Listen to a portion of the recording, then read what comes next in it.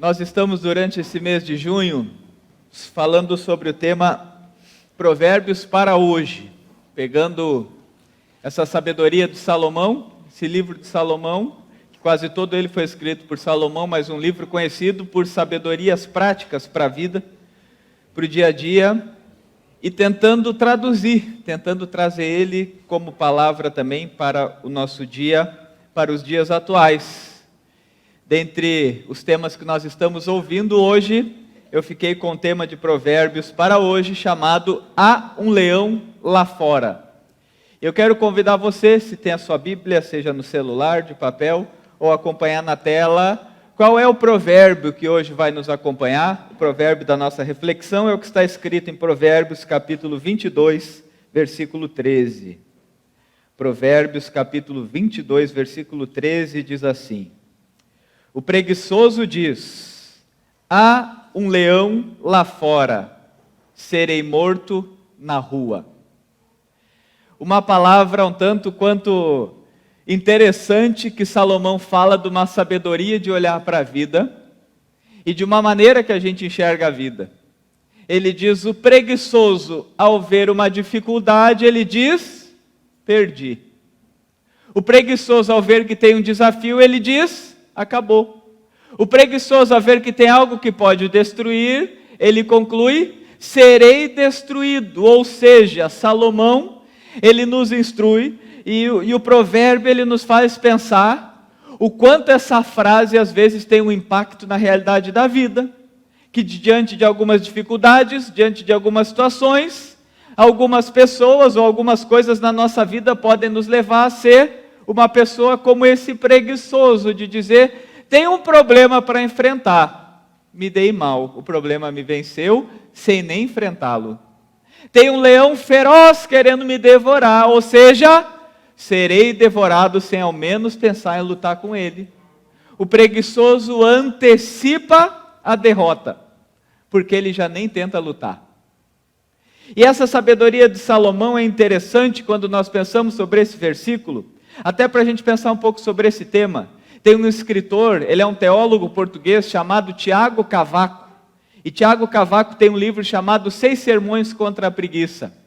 Nesse livro, quando ele está analisando Provérbios, ele diz: um dos personagens principais de Provérbios é o preguiçoso. Ele é um dos principais vilões dessa trama.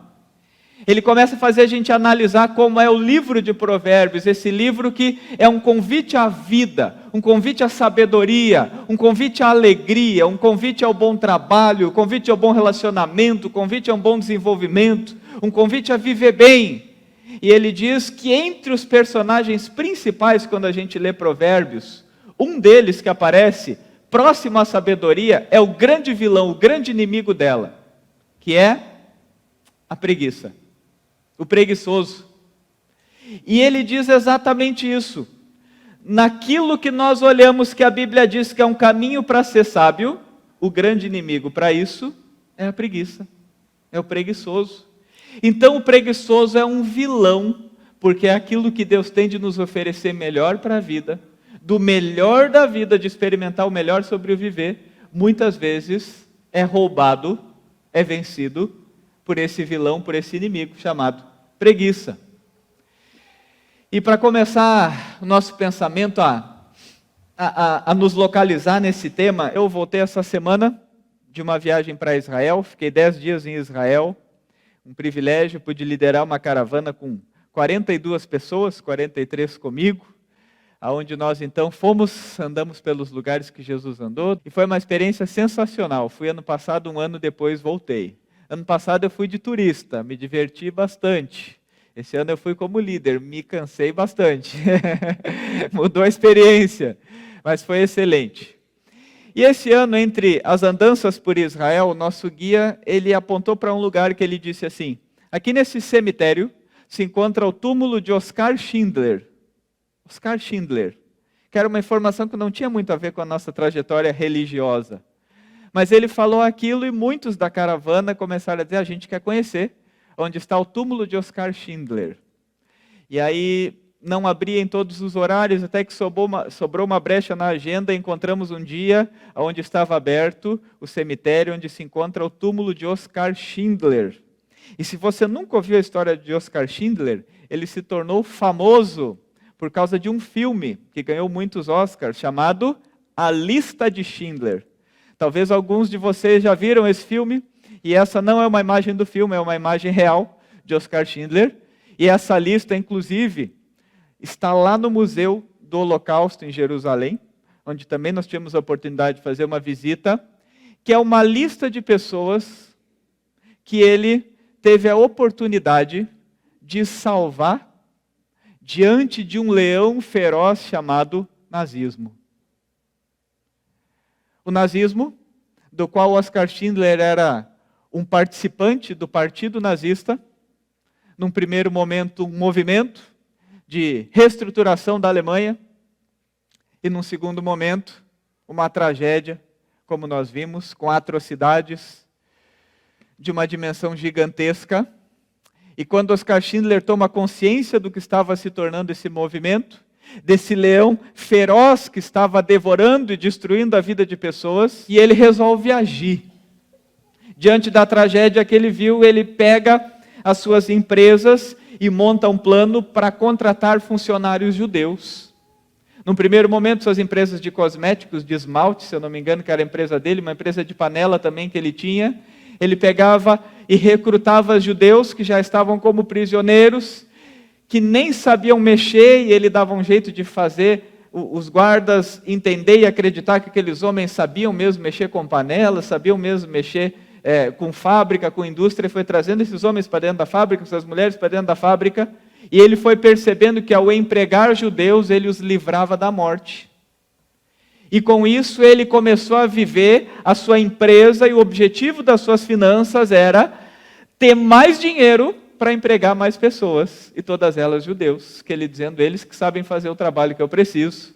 E até o guia nos contou uma história que para mim foi muito surpreendente, que ele empregou crianças. Aí tem uma das fotos das suas empresas. Ele empregou crianças judias, de 5 anos de idade. E quando ele era interrogado pelos guardas, que estavam tentando descobrir se ali havia algum plano, alguma maneira que ele estava tentando livrar os judeus, dizendo, por que você tem crianças de 5 anos de idade trabalhando para você? É para livrar elas? E ele respondia, não, é porque elas têm a mão pequena, e alguns trabalhos na fábrica só uma mão de criança consegue fazer. Ele foi aumentando essa sua fábrica, até que chegou ao ponto que ele viu que não daria mais para ficar na cidade que ele estava, e antes de mudar para uma outra cidade, ele resolve então abrir uma nova empresa, uma empresa de munição. Agora ele ia começar a fabricar armas, e ele contrata mais um monte de judeu, e aí que ele faz essa lista mesmo, onde essa lista agora é reconhecida. Nós também tivemos a oportunidade de visitar o Museu do Holocausto, onde está a lista de Schindler original lá dentro daquele museu. É impressionante. E ele então agora, nessa sua fábrica de munição, tem uma história um tanto quanto interessante, que diz que foi a fábrica mais improdutiva que já existiu. Porque os judeus se esforçando para preparar o material, e chegava na madrugada, alguém mexia nos materiais e não ficava boa a munição. Não dava certo, até que descobriram que era o próprio Oskar Schindler que ia lá de noite e mexia. Por quê? Que ele dizia, se nós tivermos êxito no nosso trabalho em fazer munição para o exército nazista, eu sou um derrotado. Aí eu sou um fracassado. O meu êxito é o nosso trabalho fracassar, o nosso produto ser ruim. E assim ele conseguiu, gastou uma fortuna, gastou todo o seu dinheiro. Morreu, não sendo um homem milionário como ele era, gastou todo o seu dinheiro salvando vidas. E por causa de Oskar Schindler, que diante daquele leão feroz que era o nazismo, resolveu agir, 1.251 vidas foram salvas. 1.251 pessoas não foram mortas, porque ele não ficou deitado, dizendo, não tenho o que fazer. Ele resolveu agir. E aí então, eu pude conhecer o túmulo dele, e essa foto foi eu mesmo que tirei. É o túmulo de Oskar Schindler, que pediu ao final da sua vida para ser enterrado em Jerusalém. E as pedras é uma maneira que, na cultura judaica, é homenageada aquela pessoa, que é uma figura significativa, importante, é uma maneira de honrar aquela pessoa. E assim, Oskar Schindler foi honrado também nesse momento. Eu trago essa história para a gente perceber o como de fato a preguiça tem um efeito na nossa vida. O como de fato, diante de situações que você não age, isso pode trazer consequências. Eu trouxe uma situação macro, mas se um homem simplesmente fosse conformado com o que ele estava vendo, 1.251 pessoas teriam morrido. Se um homem simplesmente falasse não há o que fazer, 1.251 pessoas a mais teriam falecido. Isso sem contar depois o que essas 1.251 significaram na vida de tantas outras pessoas que fizeram o bem. Mas ele fez um grande movimento, porque diante do que tinha dele, ele resolveu não ser um preguiçoso. Ele resolveu não se acomodar. Ele resolveu não ser um conformista, de dizer, essa é a realidade, tem um leão feroz devorando e nós seremos mortos. Ele disse, não. Tem um leão feroz e nós vamos enfrentá-lo. E é por isso que quando nós olhamos para esse tema hoje, eu quero que você não seja rápido em pensar em outros preguiçosos. Que logo já vem na memória alguém que é preguiçoso. Mas eu quero que você reflita se tem alguma área da tua vida que algum tipo de preguiça te domina. Que algum tipo de preguiça tem sido um vilão na tua história, um vilão na tua vida, que tem te impedido de vencer os leões que tentam te devorar. E é interessante que a palavra preguiça, que o tema da preguiça, ele faz parte dos 7 pecados capitais. Quando se falou dos 7 pecados capitais, uma das coisas interessantes é que esse conceito foi dos monges do século IV, que eles fizeram uma análise de quais eram os pecados que a partir deles brotava todo o resto. Que eles eram a base para lançar os diferentes pecados, as diferentes consequências, os diferentes sofrimentos que a humanidade experimenta.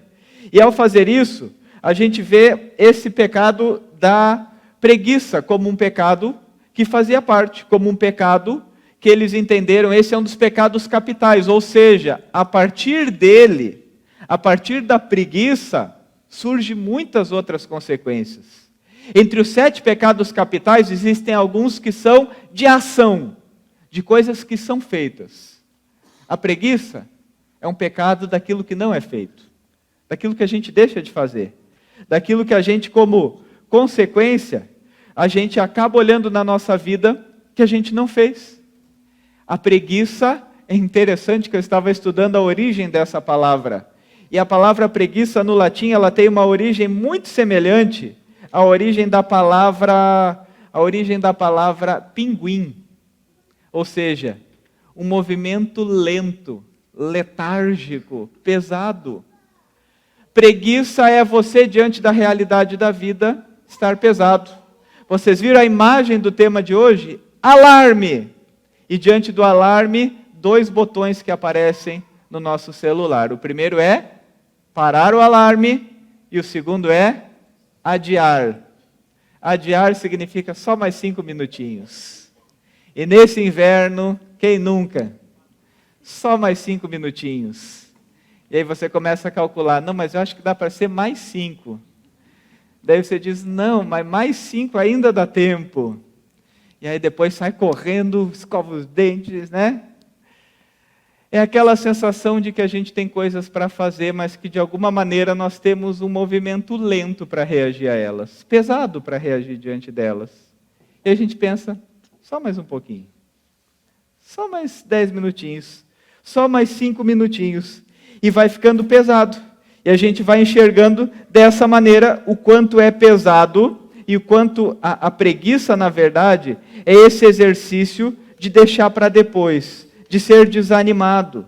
Só que uma coisa que às vezes nós não percebemos é do porquê que a preguiça ela é tão prejudicial, ela é considerada pecado.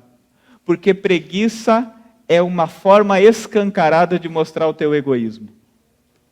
Uma pessoa preguiçosa é egoísta, porque ela coloca as suas vontades, os seus desejos, acima do que precisa ser feito.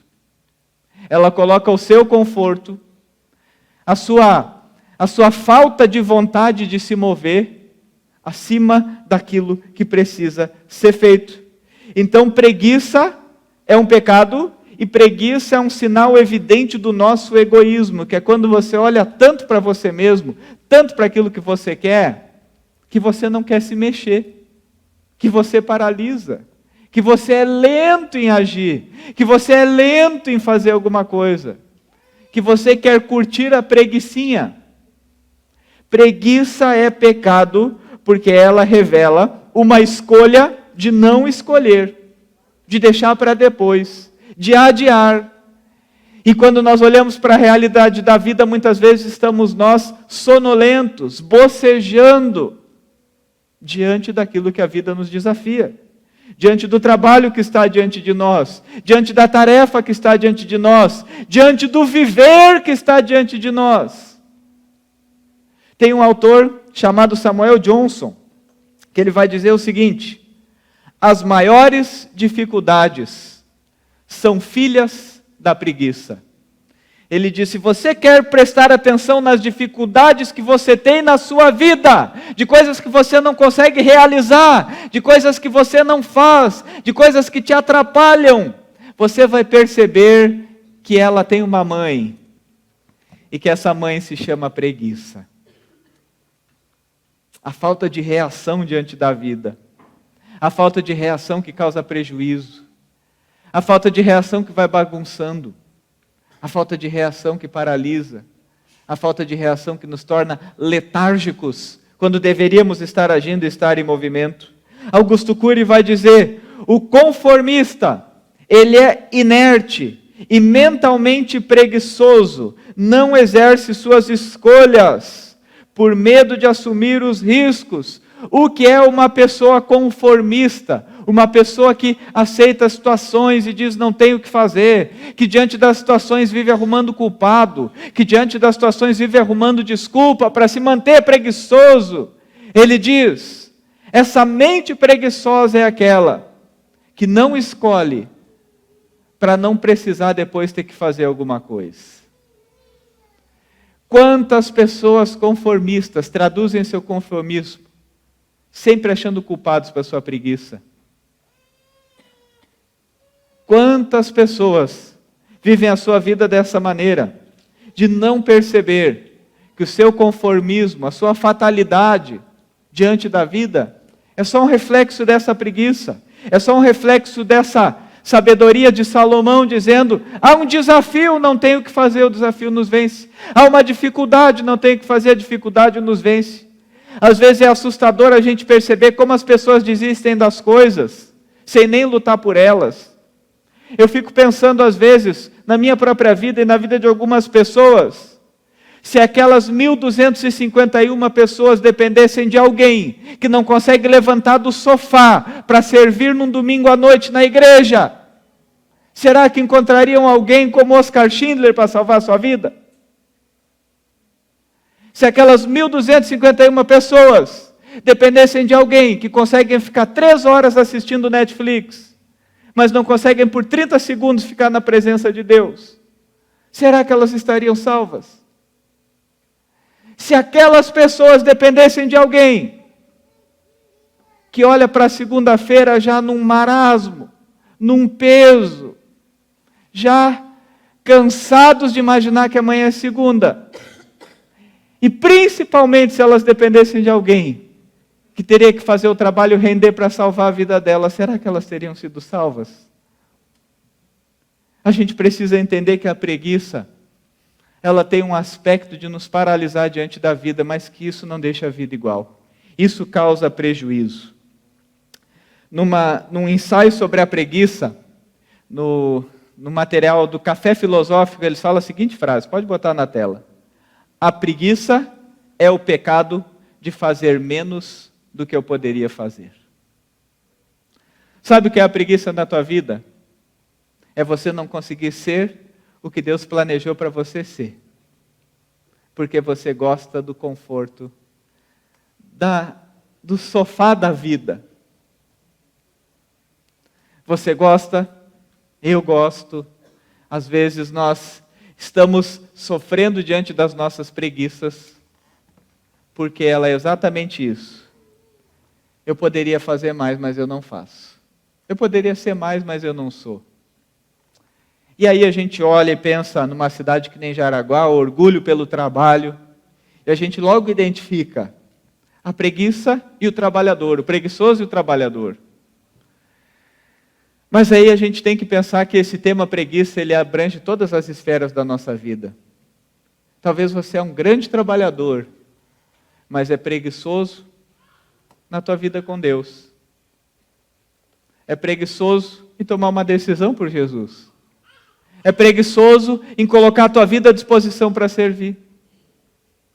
Às vezes você é uma pessoa cheia de atitude, acorda cedo para varrer a casa, acorda cedo para já fazer alguma atividade física, tem uma vida agitada, é cheio de atitude para brigar com quem precisa brigar, para falar o que precisa ser dito, é uma pessoa de palavra.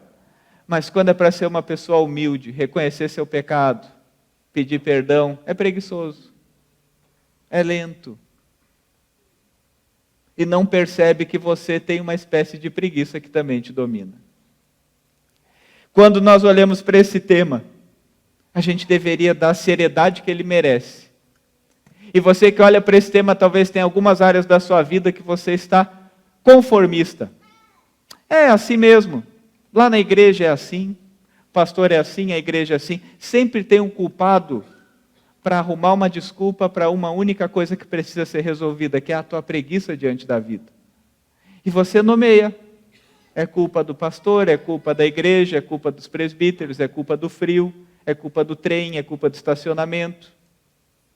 É culpa de quem mais? Já foi culpa da Dilma, já foi do Bolsonaro, agora é do Lula. Até quando você vai se esconder? Dando nomes para leões que te devoram porque você está tirado no sofá. O preguiçoso diz, um leão lá fora, não tem o que fazer, é assim mesmo. A vida é difícil mesmo, pessoas são difíceis mesmo. Eu sou durão mesmo, eu não peço perdão mesmo. Eu sou orgulhoso mesmo. Eu não consigo muito essa coisa de me aproximar de Deus. Eu tenho preguiça de ler. Eu não consigo trabalhar direito.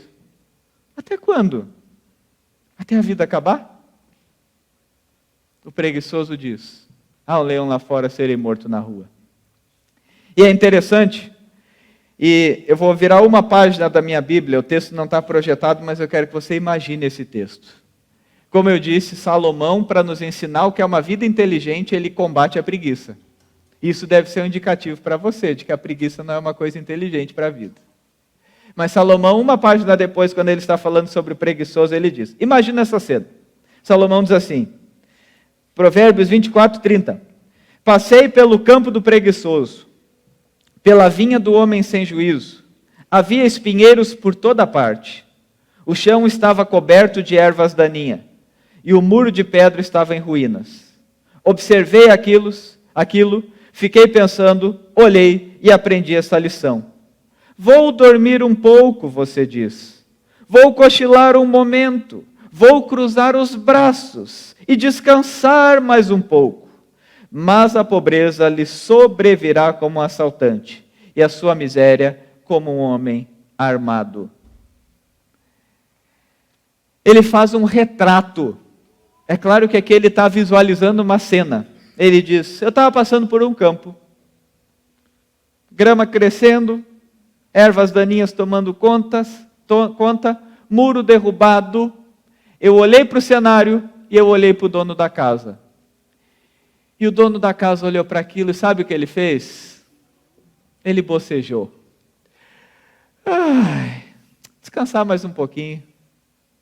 Dormir mais um pouquinho, só mais 5 minutinhos. Adiar, depois eu resolvo. Depois eu começo a mexer. E ele diz, e sabe o que aconteceu? A pobreza vem e vai arrancar tudo. Vai destruir tudo. A miséria vai tomar conta da tua vida. E você nem vai entender o porquê. Mas está escancarado na tua cara o motivo dessa preguiça. O motivo dessa destruição, que é a preguiça. Você percebe o que a Bíblia está tentando nos ensinar? O que esse provérbio de hoje tenta nos ensinar? A falta de entusiasmo com a missão que Deus nos dá é um sinal grave do pecado da preguiça. Tiago Cavaco, ele fala mais uma frase, que é essa da tela. A preguiça é um desrespeito ao Espírito Santo. Deus quer fazer uma obra através da tua vida. E quando você é letárgico, quando você é sonolento, quando você boceja, quando você fica segurando para não dormir diante do entusiasmo que Deus quer ver na tua vida, você está ofendendo a Deus. É uma ofensa para Deus ter uma vida sonolenta diante dele. É uma ofensa para Deus a gente viver a nossa vida de uma maneira que a gente precisa sempre de uma emoção nova, de uma motivação nova, de um sentimento novo, para daí a gente querer fazer alguma coisa. O convite de Deus é para dizer, mova-se. Tem algo para ser feito na sua vida? Faça. Tem muros para reconstruir, tem situações para resolver? Resolva. Tem uma vida com Deus que você precisa começar? Comece. Tem um desejo de servir na tua vida, que está sempre lá, uma hora eu começo, faça isso. Tem relacionamentos, tem sentimentos que você precisa trabalhar, trabalhe. Tem uma preguiça grudada em você, que você sempre está vendo a coisa ao teu alcance, mas não faz. Estenda essa mão de uma vez e comece com pequenas coisas. Mas sai desse lugar de preguiça, sai desse lugar de dizer perdi, sai desse lugar de derrota e se mova para ter uma vida que na verdade combina com aquilo que Deus quer fazer. Estar contra a preguiça é estar a favor de que Deus faça mais na tua vida. Quando você combate a tua preguiça, você está dizendo, Deus pode fazer mais que eu estou aqui. Quando você combate as tuas preguiças, você está dizendo, Deus, eu quero ir além dessa mediocridade que tem me derrotado, que tem me desamparado, que tem detonado a minha vida, desses leões que tem me devorado, porque eu não saio do lugar. Estamos chegando ao final desse culto, e eu não sei o nome do teu leão, talvez o teu leão se chame segunda-feira.